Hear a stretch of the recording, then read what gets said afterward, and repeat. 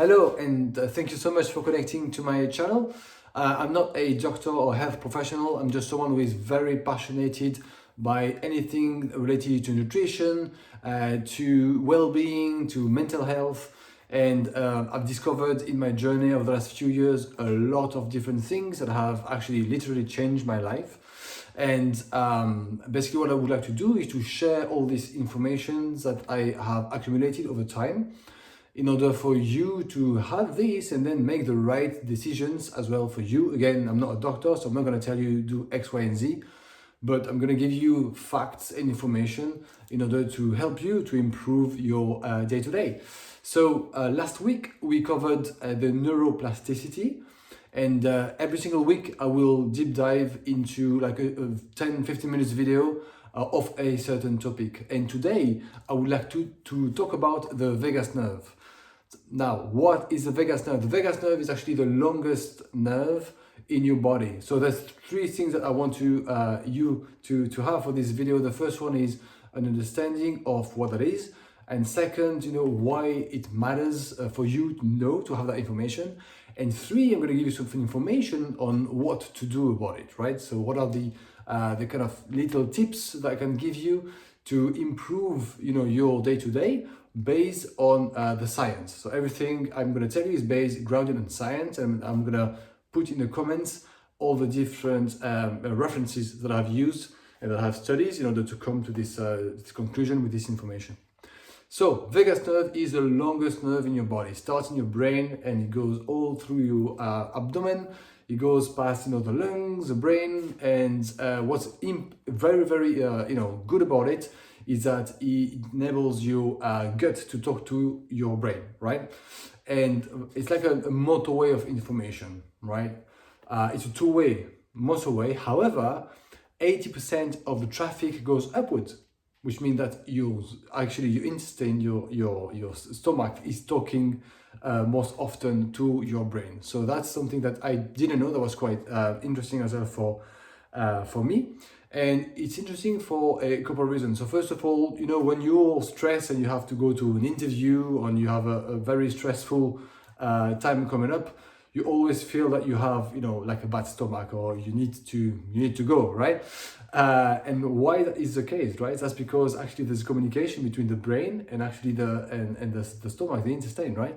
So the stress hormones basically are going to be building up in the brain and then communicating down to your intestine. So that proves as well the strong connection that there is between the brain and the stomach.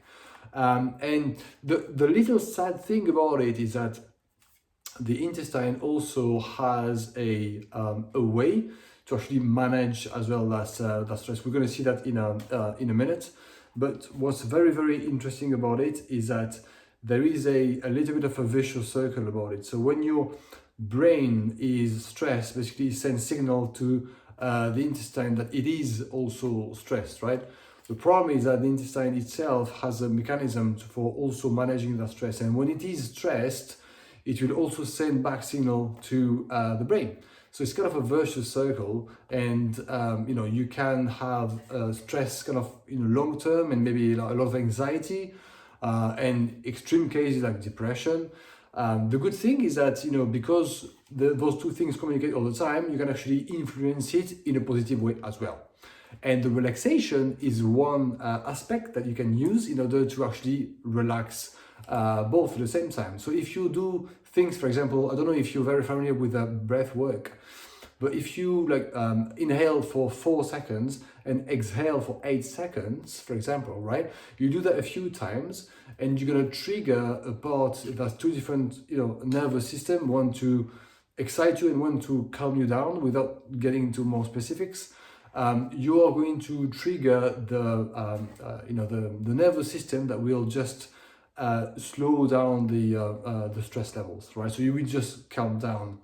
And if you do that, in the brain, it would just communicate back down to the intestine, and then you can kind of cut that vicious circle and become more relaxed and less anxious, which is pretty good. So we've seen, that the vagus nerve is the longest in your body, communicates with both. Remember, 80% is going upwards. Now it's going to make sense when we talk about the nervous system, just reading my notes. There is the second thing that is very interesting as well in that the gut is that it has its own also nervous system.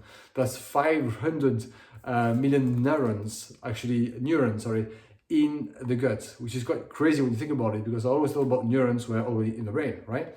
So it has its own like nervous system. Well, mostly in the brain. It has its own nervous system. It's actually a really large one.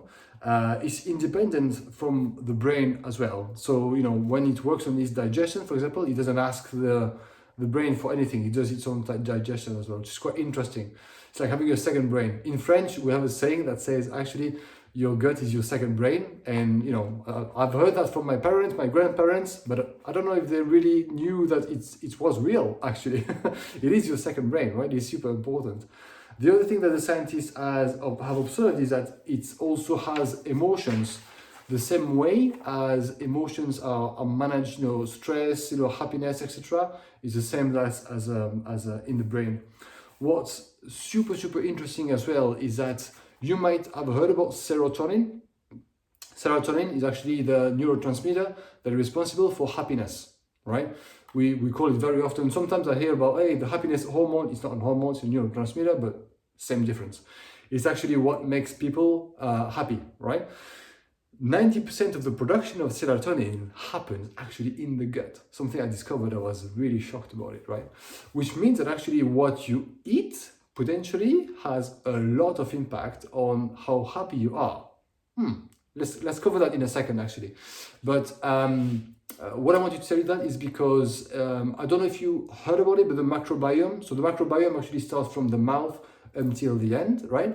But a large part of the microbiome is what we refer to, and everything has its own microbiome. Like the mouth has its microbiome, all the stomach and all the way down. But in the colon, actually in the intestine, there's the most part of the microbiome is actually composed of a lot of 38 billion different bacteria. 38 billion bacteria. That's a huge amount. So little bacteria that live in your lining in your intestine.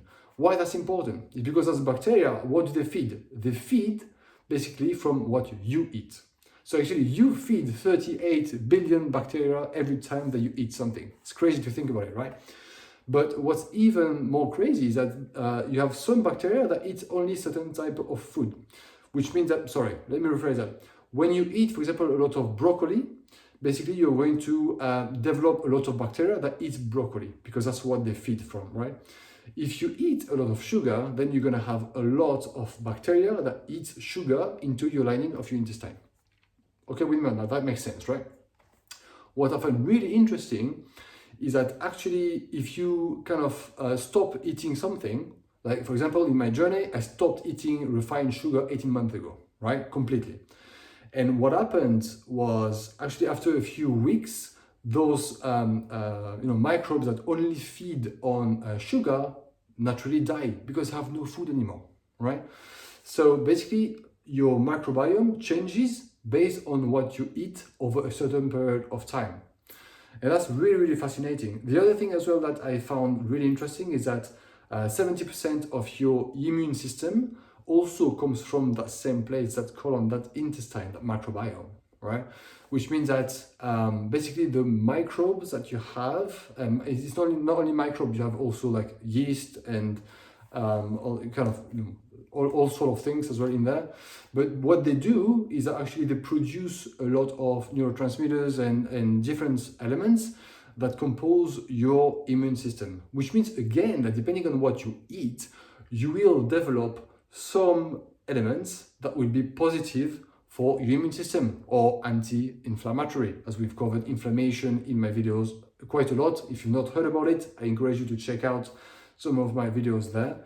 And what they found out to come back to the serotonin, what they found out is that actually some foods actually are more positive in terms of producing serotonin. Like nuts, for example, grains, eggs are really good at producing more serotonin. So again, depending on what you eat, you will have more chances to get more positive attitude and happiness. So that's quite interesting. The other thing as well that I found interesting, again, I've stopped sugar 18 months ago.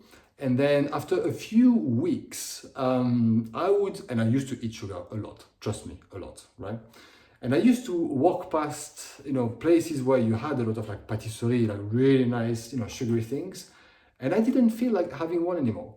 And people didn't believe me. People were like, hey, it's in your head, right? Whatever. And then I read some paper that says actually all these microbes that feed from what you eat, basically what they do, if you feed them a lot, they will send signal to the brain, say, give me more. So if you eat a lot of sugar, eventually you'll want more sugar.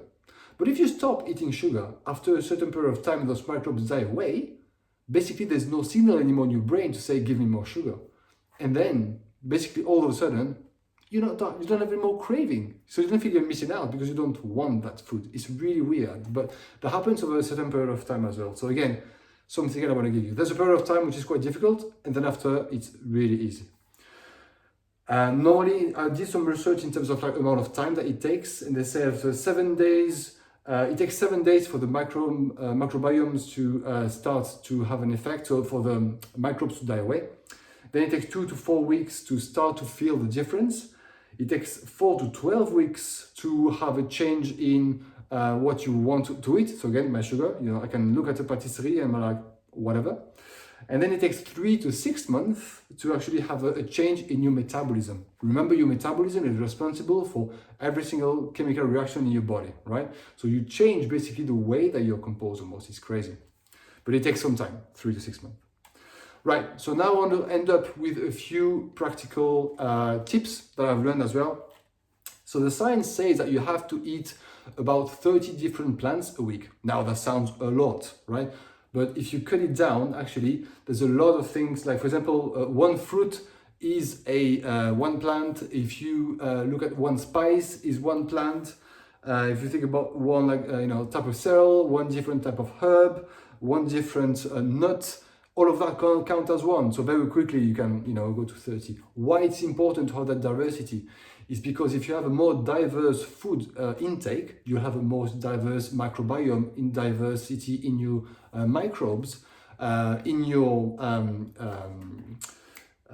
microbiome that will enable you to have a better immune system and more serotonin production, for example, right? So they say, all the scientific papers say 30, so have a look and count.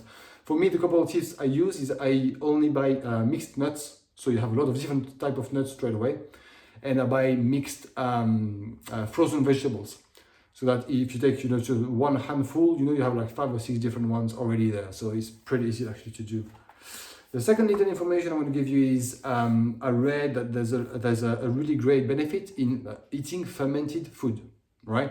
Why? Because fermented foods have got live bacteria in it. So you don't need to wait to eat it and to produce it. They're already there. So you can just put them into your intestine straight away. I personally am a huge fan of kefir. I drink kefir every single day and make my own. But you can also have kimchi, you can have any sauerkraut, you can have any type of fermented food. They recommend 1 fermented food a day. And what they say is that it's better to have a regularity than amount. So in other words, there's no point eating, one massive amount of kimchi in one day and not have anything for the month, right? You have a little bit every day, it's way better. And the last one I'm going to give you is sleep. Sleep is underrated, but when you think about it, and I've got a couple of videos as well for sleep, but when you sleep, you actually repair your intestine, your lining intestine, you repair also your brain. So there's a lot of toxins that accumulate during the day in your brain. If you sleep well, especially in the deep sleep, those of you who have intelligence in your, in your watch or whatever to monitor your sleep, have a look at your deep sleep, because that's when your brain get rid of its toxins and your body starts to repair process as well. So it's very important to protect that as well. Have 7 or 8 hours of sleep. Try no screen for a couple of hours before you go to bed. Try to have lower temperature. Don't eat too much before going to bed. Don't have large meals, because when you eat, basically the digestion process produce heats and does work for your body, so it prevents you to have proper sleep. And it's really, really important to protect your sleep as much as possible for a number of reasons. So those are the three little things I wanted to tell you as well. So hopefully you've learned something today, which makes me happy. If you've learned something, then please do let me know. And if you think that this video could help, teach something to one of your friends or whatever, don't hesitate to forward to your friends. Please subscribe as well. That helps me to see whatever you guys would like me to cover as well, and share information. I'm only doing that to help people in their journey. So if that helps, then I'm happy. Give me a thumbs up, and I will see you next week, and have a great week. Thank you so much.